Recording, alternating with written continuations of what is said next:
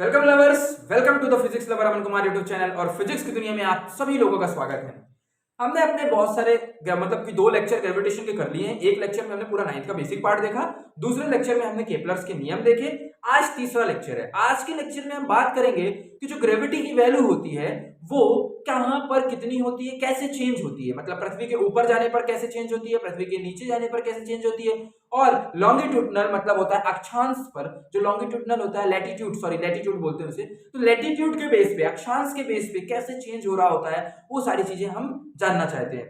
तो आज की जो स्पेसिफिक वीडियो है, इस वीडियो में हम ये बात कर रहे होंगे कि जो हमारी इस वीडियो में हम बात कर रहे होंगे, देखिए क्या बात कर रहे होंगे, तो पहले थोड़ा सा बता दो। इस वीडियो में बात कर रहे हैं कि अर्थ के ऊपर जाने पर क्या प्रभाव पड़ता है, मतलब जब हम सरफेस के ऊपर जा रहे होते हैं तो जी की वैल्यू में क्या चेंजेस आ रहे होते हैं। तो चलिए स्टार्ट करते हैं। डेरिवेशन वगैरह पूरी चीजें करेंगे, आज सब कुछ पढ़ेंगे इसके बारे में, तो बहुत ध्यान से पढ़िएगा आप लोग। अगर आपके पीछे के नहीं समझ में आया, पीछे के लेक्चर्स नहीं समझ में आए हैं, तो उन्हें भी अच्छे से कर लीजिएगा। आज की जो वीडियो हम पढ़ने वाले हैं, आज मतलब कि ग्रेविटेशन का जो मैं बना रहा हूं वो तो सारे ही बहुत इंपॉर्टेंट है। केपलर्स भी बहुत इंपॉर्टेंट है, आज की वीडियो भी बहुत इंपॉर्टेंट, कल की भी इंपॉर्टेंट होगी। तो वीडियो सारी इंपॉर्टेंट है, आप उन्हें तो कम से कम एटलीस्ट कर ही लीजिए। वैसे भी मैं बहुत प्रिसाइज फॉर्म में करा रहा हूँ, मतलब कि जो बहुत ज्यादा इंपॉर्टेंट है वही चीजें अपन डिस्कस कर रहे हैं।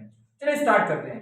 मान लीजिए हमारे पास ये अर्थ है। अरे गड़बड़ कैसे बन गई? हाँ ठीक है, कोई नहीं, बोला नहीं बन पा रहा, लेकिन कोई नहीं, आप बना लीजिएगा। ये अर्थ है हमारे पास, है ना। अब अर्थ है तो अर्थ जो होती है, ये हमारे पास अर्थ थी, हमारे पास ये अर्थ है, ठीक है ना। अरे ये क्या बना रहा हूं, अर्थ है ना, ये हमारी पृथ्वी हो गई। अब पृथ्वी है हमारे पास, ये इसकी इक्वेटोरियल लाइन होती है। आपने अगर पढ़ा हो कभी, अगर आपने कभी पढ़ा हो तो इस लाइन को हम बोलते हैं इक्वेटोरियल लाइन। इक्वेटोरियल लाइन को हिंदी से क्या बोलते हैं? भूमध्य रेखा, है ना। तो ये इक्वेटोरियल लाइन होती है, इसी को बोलते हैं भूमध्य रेखा बोलते हैं। अब हम क्या करने वाले हैं, हम पृथ्वी के ऊपर जा रहे हैं। मान लीजिए h हाइट ऊपर गए, तो यहां पे हमें g की वैल्यू कैलकुलेट करनी है ना। तो मान लेते हैं यहां g की वैल्यू g डैश है, और अंदर सरफेस पर जो g की वैल्यू थी वो क्या होती है? g होती है। सरफेस पर g की वैल्यू g मान लिए हैं, और यहां पर जो g की वैल्यू होगी वो g डैश मान लिए हैं। तो let the mass of earth is capital M। Mass m है, रेडियस एक तरीके से अपन अगर माने तो वो है हमारे पास r, और मास जो है हमारे पास वो है कैपिटल M है। रेडियस को आप कैपिटल R मान लीजिए यहाँ पे, है ना। तो आपको पता है कि g जो होती है सरफेस पर, g की जो वैल्यू आती है वो कितनी आती है, आप सभी लोगों को पता होगा, हमने पढ़ा कि g बराबर होता है gm अपॉन r स्क्वायर। अगर कैपिटल R अगर हम कैपिटल R लिखेंगे तो gm upon capital R square. ये तो हमने पढ़ रखा है कि भैया gm upon capital R square, ये भैया हमने पिछले लेक्चर में देखा था कि g स्मॉल g और कैपिटल G में रिलेशन भी था ये, और g जो होती है वो हमारे पास कितनी होती है? gm upon r square. तो हम कर क्या रहे हैं, ये रेडियस r थी, ये रेडियस r कैपिटल R थी, ये रेडियस हमारे पास कैपिटल R थी, और ये हमने h हाइट ऊपर गए। तो पहले यहां पर निकाल रहे थे, अब जो हमारे पास सैटेलाइट है वो इस ऑर्बिट में घूम रहा होगा, है ना। क्योंकि क्यों घूम रहा होगा? क्योंकि r और ये h हाइट ऊपर चले गए हैं, तो ये हमारे पास इस ऑर्बिट में आप घूम रहा होगा। तो क्या करते हैं, जो g डैश आएगा हमारे पास वो कितना आ जाएगा? gm upon r plus h का होल स्क्वायर। आई थिंक आपको इसमें समझने में कोई दिक्कत नहीं होनी चाहिए। कुछ नहीं किया मैंने, पहले g जो था हमारे पास r डिस्टेंस दूर पर सरफेस पर बात कर रहे थे तो gm अपॉन r स्क्वायर, फिर थोड़ा सा ऊपर गए h हाइट ऊपर तो हमने gm upon r plus h का होल स्क्वायर बोल दिया। अब बात करते हैं इनके बीच में संबंध निकालना है। जब दो जने के बीच में संबंध निकालना है तो उनको कंपेयर करो। आप कंपेयर करने का तो 2 तरीके हैं, या तो इनको इक्वेट कर दो, और दूसरा तरीका क्या है? दूसरा तरीका क्या है आपके पास? दूसरा तरीका है आप रेशियो ले लो, है ना। कंपैरिजन करना है, संबंध बताना है दो जने के बीच में। अब इन दोनों जने के बीच में यदि आपको संबंध बताना है तो आप एक काम करिए, इसको फर्स्ट समीकरण, इसको सेकंड इक्वेशन बोल दीजिए, और दोनों इक्वेशन को आप एक काम करिए, डिवाइड कर दीजिए। क्या कर दीजिए? डिवाइड कर दीजिए। तो पहले इसको सेकंड बाय 1 कर रहा हूं मैं, ठीक है ना। सेकंड बाय 1 कर रहा हूं क्योंकि मुझे जी डैश की वैल्यू को निकालना है कि भैया यहाँ पे जो ग्रेविटी यानी गुरुत्वीय बल, गुरुत्वाकर्षण की जो वैल्यू, जी की जो वैल्यू होती है, एक्सेलरेशन ड्यू टू ग्रेविटी, यानी कि जो ग्रेविटी गुरुत्वाकर्षण के कारण जो त्वरण आ रहा होता है उसकी वैल्यू निकालना है। तो मैं 2 बाय 1 कर दिया, यानी जी डैश बाय जी कर दिया, और यह किसके बराबर हो जाएगा हमारे पास? इसमें ये ऊपर आ गया r प्लस एच का होल स्क्वायर और नीचे डिवाइड बाय में आ गया gm अपॉन r स्क्वायर। तो ये हमारे पास ये से ये कैंसिल हो गया। अब जब हम इधर साइड हमारे पास कितना आ गया 1 अपॉन r प्लस एच का whole square upon 1 upon r square, तो ये r स्क्वायर उठ करके ऊपर चला जाएगा। तो यहां से अगर मैं बात करूं, यहां लिख देता हूं, चलो यहां पे, ठीक है ना। तो यहाँ पे अगर मैं बात करूं तो यहाँ लिख सकते हैं अपन कि r square by r plus H का होल स्क्वायर बराबर g डैश अपॉन g। अब आपको मैं कुछ रूल्स सिखाने वाला हूं। यहाँ पे बाइनोमियल एक्सपांशन होता है, आप 11वीं क्लास में मैथमेटिक्स में है ना बाइनोमियल एक्सपांशन वगैरह सीखते हैं, तो वहां पे सिखाया जाता है, उसी का कंसेप्ट यूज करूंगा मैं। उसके पहले आपको यहाँ से ये बताना चाहता हूँ, उसके पहले मैं एक सेकंड वेट, है ना, उसके पहले मैं आपको यहाँ से ये बताना चाहता हूँ कि जो नीचे वाले से नीचे से आप एक काम करो, r को कॉमन ले लो, नीचे से आप एक काम करो r को कॉमन ले लो। जब यहाँ से आप r बाहर निकाल दोगे बच्चों, तो आपको r यहाँ से बाहर निकालोगे तो कैसे निकालोगे आप ये सोचो। थोड़ा मैथमेटिक्स भी आते हैं क्योंकि बहुत से बच्चे मैथमेटिक्स बायो वाले हैं। तो यहाँ से r बाहर निकालोगे, तो यहाँ से r बाहर जब निकाल लोगे ना, तो r बाहर आ गया, तो r की जगह 1 आ जाएगा प्लस h बाई r आ जाएगा। और ये r जब बाहर आ रहा था तो ये स्क्वायर में आएगा। नहीं समझ में आया कैसे किया हूं? r को यहाँ से बाहर निकाला, जब r बाहर निकाल रहा था तो यहाँ स्क्वायर लगा हुआ था, तो r स्क्वायर बाहर आ गया, r की जगह 1 हो गया। तो जब r कॉमन ले रहे हो, इन दोनों में से ना r कॉमन लोगे, जब इन दोनों में से r कॉमन लोगे तो बताओ यहाँ 1 प्लस h बाई r होना चाहिए कि नहीं होना चाहिए? होगा। तभी इसका मल्टीप्लाई करो तो r प्लस h आ जाएगा, तो ये दोनों सेम आ जाएंगे। मतलब जब हम इससे r कॉमन निकाल रहे हैं तो यहाँ से h में डिवाइड भी करना पड़ेगा। तो यहाँ से हमने क्या किया, r कॉमन निकाल लिया, तो ये स्क्वायर की वजह से r स्क्वायर हो गया और 1 प्लस h बाई r का स्क्वायर, यहाँ से ये कैंसिल हो गया। तो आपके पास यहाँ से क्या निकल करके आया, यहाँ पे आपके पास यहाँ से क्या निकल करके आया, देखिए जरा ध्यान से। बहुत आसान है, आप बहुत जल्दी कर सकते हो, आप बहुत, ठीक है ना, कोई दिक्कत वाली बात नहीं है, कुछ नहीं है, बहुत थोड़ा बहुत मैथमेटिक्स है। हो सकता है आपसे नहीं आ रहा हो क्योंकि प्रैक्टिस बहुत कम है आप लोगों की, लेकिन धीरे धीरे आप जैसे जैसे आप आगे बढ़ते जाओगे, धीरे धीरे करते जाओगे, तो आपको बहुत सारी चीजें सीखने को मिलती जाएंगी और आप सीखते भी जाओगे। मुझे उम्मीद है कि आप सीखने की कोशिश करोगे अगर, तो आप धीरे धीरे चीजें सीखते जाओगे। जैसे R square common, R common निकाला, कैसे निकला, क्या चीजें होती है, बहुत सारी चीजें फिजिक्स में आती है, तो धीरे धीरे करके अपन सीखते जाते हैं। प्रैक्टिस मेक्स मैन परफेक्ट, वो तो आपको पता ही है ना। तो g डैश बराबर हमारे पास भैया यहाँ से आ गया, g को इधर भेज दिया और ये इधर 1 प्लस h अपॉन r। चलिए यहाँ पे एक और कंसेप्ट सीखते हैं। यहाँ पे हम एक कंसेप्ट ये सीखने वाले हैं कि जो हमारे पास बाइनोमियल एक्सपांशन होता है, जो हमारे पास बाइनोमियल एक्सपांशन होता है, जो कि 11वीं कक्षा में मैथमेटिक्स में पढ़ाया जाता है। अगर आप नहीं पढ़े हो तो कोई बात नहीं, यदि मान लीजिए उसमें नीचे 1 प्लस माइनस एक्स होता है, ये और पावर समथिंग होती कुछ भी, तो ये क्या होता है, ये वाली टर्म नीचे वाली टर्म ऊपर चली जाती है। जब ऊपर जाएगी, यदि मान लीजिए यहाँ प्लस था, एक दफा मैं यहाँ प्लस मान लिया, तो ये प्लस है, और ये x जब ऊपर जाती है तो ये 2 है, तो ये माइनस 2 हो जाएगा, ये तो आपको पता है। फिर क्या होता है, बर्नौली का यहाँ पे कंसेप्ट लगता है कि जो पावर बाहर रहती है वो इस वाले टर्म के साथ मल्टीप्लाई होती है, तो ये -2 यहाँ पे आ जाएगा। ये इसका आंसर आ गया। समझ में आया कि नहीं है? क्या किया हूँ, ये बर्नौली एक्सपांशन कहता है कि पहले इस वाले टर्म को ऊपर भेज दीजिए और फिर जो ये पावर है उसको अंदर मल्टीप्लाई कर दीजिए, तो आपके पास ये ऐसा आ जाएगा। समझ गए बात को? बोलो यहाँ तक समझ में आया कि नहीं है? आ गया होगा आई थिंक समझ में। और ध्यान देना, यहाँ 1 ही होना चाहिए, यहाँ पे कोई और टर्म नहीं होना चाहिए। यहाँ पे x प्लस वाई लिखा हुआ है, तो x प्लस वाई को स्क्वायर तो ऊपर ले गया, फिर ये x माइनस वाई हो जाएगा, ऐसा नहीं होगा। समझिए ना बात को? वहां 1 ही होना चाहिए, तभी ना हमने r को कॉमन किया तो 1 आ गया। अब इसको चलिए ऊपर भेज देते हैं, तो 1 प्लस एच बाई आर का -2 आ जाएगा। तो यहाँ से g बराबर आपके पास क्या आ गया, g 1 minus 2h upon r।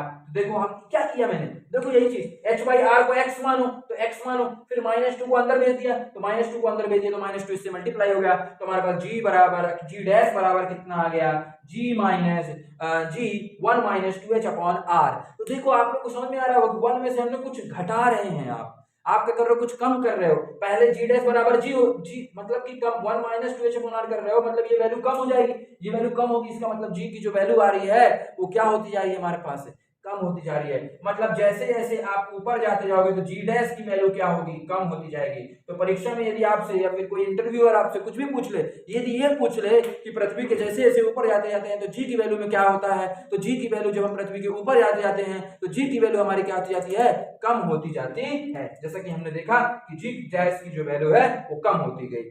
अब इस बात को आप ये एक चीज और याद रखिएगा कि जो बर्नौली ये जो हम एक्सपांशन लगा रहे हैं यहाँ पे, ये -2 अंदर आ गए हैं, और ये कंडीशन केवल और केवल तभी वैलिड है, ये वाला फॉर्मूला तभी वैलिड है, ध्यान देना। चलो ये थोड़ा सा इसको दिखाई दूं मैं, क्योंकि बच्चे बहुत ज्यादा गलती कर देते हैं इस बेसिस पर, बहुत सारे बच्चे बहुत गलती करते हैं इसको, ठीक है ना, तो इसलिए एक बार दिखाई दूंगा मैं आपको, देख लो जल्दी फटाक से, है ना। तो इससे सवाल आते हैं क्योंकि, है ना, तो देखो हमने क्या पढ़ा, हमारे पास क्या रिजल्ट है, जी डैश बराबर जी 1 - 2h अपॉन r। ये फॉर्मूला तभी वैलिड होगा जब आप ऐसे लिख सकते हैं, जब h जो होगा वो r से बहुत छोटा होगा। नहीं समझ में आया, h की वैल्यू r से बहुत छोटी होगी तभी g डैश बराबर g और इंटू 1 - 2h अपॉन r आएगा। मान लीजिए फॉर एग्जाम्पल आपको कल को पेपर में ये आ गया कि जो h है वो r के बराबर ही है, क्या दिया है, h जो है वो किसके बराबर है, r के बराबर है, तो तुम लोग खुद सोचो, बताना मेरे को, है h r के बराबर है, भैया h जो है वो r के बराबर है, तो अगर मैं यहाँ r लिख दूं तो r से r कट जाएगा, तो ये g डैश बराबर -g आएगा, तो फॉर्मूला इनवैलिड हो जाएगा। और वही चीज तो मैंने लिखा है कि जो फॉर्मूला ये वैलिड तभी होगा जब r h जो है वो क्या होना चाहिए, r से बहुत कम होना चाहिए। अगर ये h r के बराबर हो गया तो फिर हम वो वाला फॉर्मूला लगाएंगे, g बराबर हमने क्या पढ़ा है, g डैश बराबर हो जाएगा हमारे पास gm upon r plus h का होल स्क्वायर। शुरुआत तो यही से किए थे ना, तो यहाँ पर यदि निकालना है तो वो r, जैसे यहाँ पर r स्क्वायर होता है, gm अपॉन r स्क्वायर होता है, तो यहाँ के लिए r प्लस h का होल स्क्वायर, तो ये आ जाएगा हमारे पास gm अपॉन r, h की जगह r पुट कर देंगे तो ये हमारे पास 2r आ जाएगा, तो 2r आ जाएगा यानी 4r स्क्वायर g डैश। और इसकी यदि मैं वैल्यू की बात करूं, इसको अपन क्या बोल सकते हैं, g बोल सकते हैं, ये जो होता है ना g बराबर हमने याद किया है ना gm अपॉन r स्क्वायर, तो इसको हम g बोल सकते हैं, तो इसको जब हम g बोल सकते हैं तो ये हमारे पास आ जाएगा g/4। तो g डैश की जो वैल्यू आएगी, ये बहुत कॉमन क्वेश्चन है, पूछा गया है कई बार पेपर में, पूछा गया है कि भैया बता दीजिए आप, यदि h की वैल्यू r के बराबर ही हो जाए तो क्या आंसर है। कुछ गधे होते हैं जो ये फॉर्मूला रट लिए, g डैश बराबर g 1 - 2h अपॉन r, और बोल दिया h की वैल्यू r पुट करे, r से r कैंसिल, 1 - 2 यानी -1 यानी -g, यानी g डैश की वैल्यू -g, जो यहाँ पे g की वैल्यू थी यहाँ पे -g होगी। ये कौन सी बात है भैया, ये तो गलत बात है ना भाई, यहाँ पे g की वैल्यू आपके पास आ रही है, जो आ रही है वही वैल्यू यहाँ पे आ रही है लेकिन नेगेटिव में आ रही है, ये तो आंसर गलत हो जाएगा ना। इसलिए देखो ये वाला फॉर्मूला तो याद रखना, इस चीज को बहुत ध्यान से याद रखना, बहुत से बच्चे भूल जाते हैं इस बात को कि जब कभी भी h की वैल्यू r से छोटी, बहुत ज्यादा छोटी होगी, बहुत ज्यादा छोटी होगी, तभी ये फॉर्मूला यूज होगा। और यदि h की वैल्यू r के बराबर है, या फिर मतलब कि कुछ टर्म्स में r लिखा हुआ है, h बराबर 2r, h बराबर 3r, तो r के बराबर, r से बहुत ज्यादा छोटी नहीं है ना, r के बराबर है ना, r के बराबर है या फिर r से ज्यादा है ना, तो मतलब कि बहुत ज्यादा छोटे होने पर ये लगेगा, और नहीं होगा फॉर्मूला तो ये वाला फॉर्मूला हमारा तो सर्वव्यापी फॉर्मूला है, ये तो हर जगह मतलब हमेशा लग जाएगा, r प्लस h की जगह h की वैल्यू पुट कर दो, पता है आंसर निकालो। समझ गए ना बात, आई थिंक आपको यहाँ तक समझ में आ गया होगा। तो ये था हमारा हाइट में ऊपर जाने पर क्या वेरिएशन होता है, ऊपर जाने पर हमेशा g की वैल्यू डाउन होती है, और उसका फॉर्मूला ये आता है, और उसका फॉर्मूला ये भी होता है, ये हमने पढ़ा। ये बर्नौली वाला एक्सपांशन जो मैंने साइड में लिखा है उसको आप लिख लीजिएगा, क्योंकि बहुत से बच्चों को पता नहीं होता है, आगे वीडियोस में भी ये काम आने वाला है आपका, इसलिए बोल रहा हूँ, उससे लिख लीजिएगा। चलिए कुछ और बातें करते हैं, यदि h की वैल्यू इंफिनिटी हो जाएगी तो क्या होगा, है ना। यहाँ इसी फॉर्मूले में बात करते हैं, यदि h की वैल्यू इंफिनिटी हो गई, मतलब कि बहुत दूर, बहुत दूर, मतलब पृथ्वी के सरफेस से बहुत दूर, अनंत दूर, तो h की वैल्यू इंफिनिटी करो, यहाँ पे 1 इंफिनिटी, इसको इंफिनिटी कर दोगे तो ये 1 माइनस इंफिनिटी, 1 माइनस इंफिनिटी का मतलब जानते हो क्या होता है, 1 रुपए है तुम्हारे पास और तुम करोड़ रुपए माइनस कर रहे हो, ये कौन सी बात है, तब तो जीरो ही आ गया ना एक तरह से, मतलब एक तरह से जीरो ही समझो उसे, तो आप इसको जीरो ही समझो, या फिर आप ये बोल दो कि h जो है वो r से छोटा नहीं है, इसलिए ये वाला फॉर्मूला लगेगा, ये वाला फॉर्मूला लगेगा, तो यहाँ h r प्लस h, यानी r प्लस h करोगे तो r प्लस h इस फॉर्मूले से भी आ रहा है, और इस फॉर्मूले से भी देखो क्या आएगा, इस फॉर्मूले से g डैश बराबर, ऐसा करो इसको, ऐसा ऐसा ऐसा ऐसा, इफ h बराबर इंफिनिटी आएगा तो इसमें हमने रखा gm upon r plus infinity का होल स्क्वायर, ये जो इंफिनिटी है ना, इंफिनिटी की वजह से ये अनंत हो जाएगा, यानी नीचे साइड इंफिनिटी है और हम जानते हैं कि भैया 1/इंफिनिटी 0 को अप्रोच करता है यानी g डैश बराबर 0 हो जाएगा। तो इस बात को भी आप याद रखेंगे कि जब हमारे पास इंफिनिटी पर होता है, इंफिनिटी पर जो g की वैल्यू आती है वो कितनी आती है, 0 आती है। तो यूनिवर्स के जैसे आप बाहर जाते हो 100 ब्रह्मांड के बाहर मतलब अनंत में पहुंच जाओगे तो वहां g की वैल्यू क्या आएगी, 0 हो जाएगी। तो इंफिनिटी में g की वैल्यू 0 होती है और बाकी जगह g की वैल्यू का फॉर्मूला ये लगाना है आपको, पृथ्वी के बाहर ध्यान देना, और h जो होता है वो अगर बहुत ज्यादा छोटा है तो ये वाला फॉर्मूला लगाना है। आई होप आपको यहाँ तक सबकी वीडियो में समझ में आया होगा, सारी चीज समझ में आई होगी। अब बात करते हैं कि भैया परसेंटेज चेंज कितना आ रहा है।